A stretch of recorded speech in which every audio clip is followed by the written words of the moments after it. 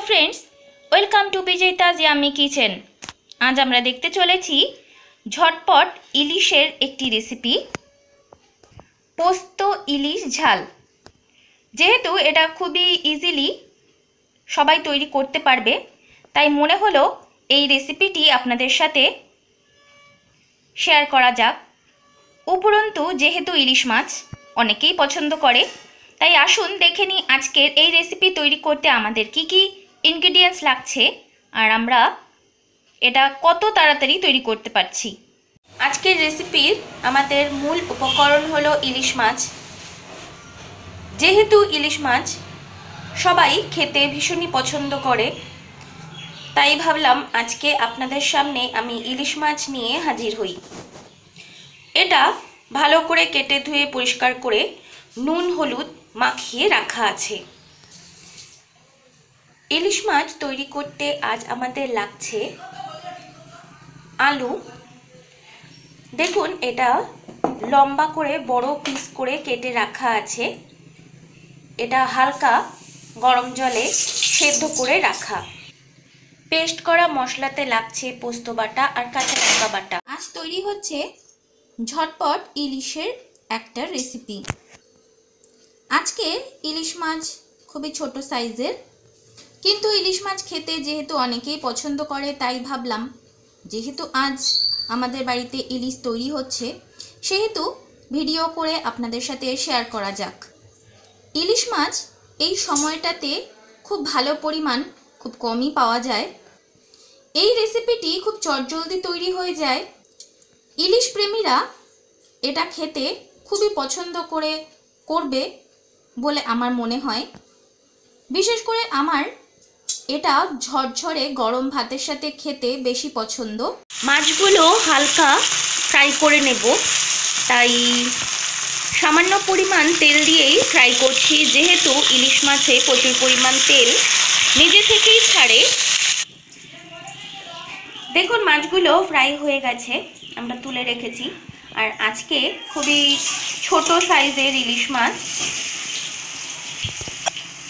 কিন্তু দেখেই মনে হচ্ছে বেশ টেস্টি হবে। ইলিশ মাছ খাওয়ার উপকারিতা সম্পর্কে আমি বিশেষ কিছু জানি না, তাও দু একটা কথা যা জানি আপনাদেরকে জানিয়ে রাখি। ইলিশ মাছে ওমেগা 3 ফ্যাটি অ্যাসিড রয়েছে প্রচুর পরিমাণে, আর এতে ফসফরাসও আছে। এই মাছ শরীরের জন্য ভালোই বলা যেতে পারে, কারণ এটা বিশেষ করে চুল এবং স্কিনের জন্য খুবই ভালো। অনেক বাচ্চারাই আছে ইলিশ মাছ পছন্দ করে না, তার মধ্যে আমিও একজন বাচ্চা, যে আমার বেশি একটা ইলিশ মাছ পছন্দ না, যদিও বা আমি বাঙাল। আমার ইলিশ মাছ পছন্দ হলো বড় সাইজের পিস থাকবে, আর সেটা পদ্মার হতে হবে, তাহলেই পছন্দ। আদারওয়াইজ আমি খুব একটা বেশি পছন্দ করি না। তাহলে আসুন দেখে নিই আমাদের রান্না কতদূর হচ্ছে। মাছ ফ্রাই করা তেলেই আমরা দিয়ে দিলাম সেদ্ধ করে রাখা আলুগুলো। এটাও হালকা ফ্রাই করে নেব। এতে সামান্য পরিমাণ হলুদ আর নুন দিয়ে দিয়েছি। আলুগুলো ফ্রাই করা হয়ে গেল। আলু ফ্রাই করা কড়াইতেই তেল আছে, আরও একটু আমরা সর্ষের তেল দিয়ে দিলাম। তেল গরম হয়ে গেছে, তাই আমরা ফোড়নে দিলাম কালো জিরে আর চেরা কাঁচা লঙ্কা, পোস্ত আর কাঁচা লঙ্কা বাটা। এই রেসিপিটি খুব চটজলদি হয় আর খেতেও খুবই সুস্বাদুই হয়। আর যেহেতু মা তৈরি করে, দিয়ে দিলাম স্বাদ অনুযায়ী নুন, হলুদ গুঁড়ো পরিমাণ মতো। মায়ের হাতের রান্না খেতে কে না পছন্দ করে বলুন। খুব ভালো করে মশলাটাকে কষিয়ে নিতে হবে। আজকে রেসিপির জন্যে মশলাটাকে খুব ভালো করে আমরা কষিয়ে নিচ্ছি। আর ইলিশ মাছ আমি কাঁচা অবস্থাতে রান্না করাটা সেটাই বেশি পছন্দ করি, কিন্তু এই রেসিপির জন্যে আমরা হালকা আজকে মাছটা সাঁতলে রেখে দিয়েছি। মশলাটা ভালো করে কষে গেছে, তাই আমরা ঝোলের জন্যে জল অ্যাড করে দিলাম।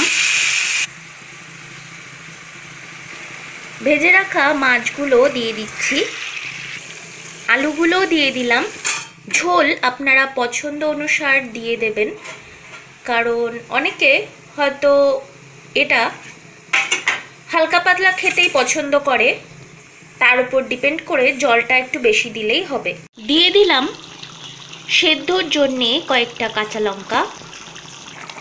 এটা একদমই তৈরি হয়ে গেছে, এবার গার্নিশ করে আপনাদের সামনে নিয়ে আসছি। ফ্রেন্ডস, তৈরি হয়ে গেছে আজ আমাদের পোস্ত ইলিশ ঝালের রেসিপি। ইলিশ মাছ সম্পর্কে আরও একটা জানানোর কথা হলো যে ইলিশ মাছের যে মাংস জায়গাগুলো আছে সেটা আর কাটাও পর্যন্ত খুবই উপকারী, এটাই বলার ছিল। তাহলে আশা করছি আজকের ভিডিও আপনাদের সবারই পছন্দ হয়েছে।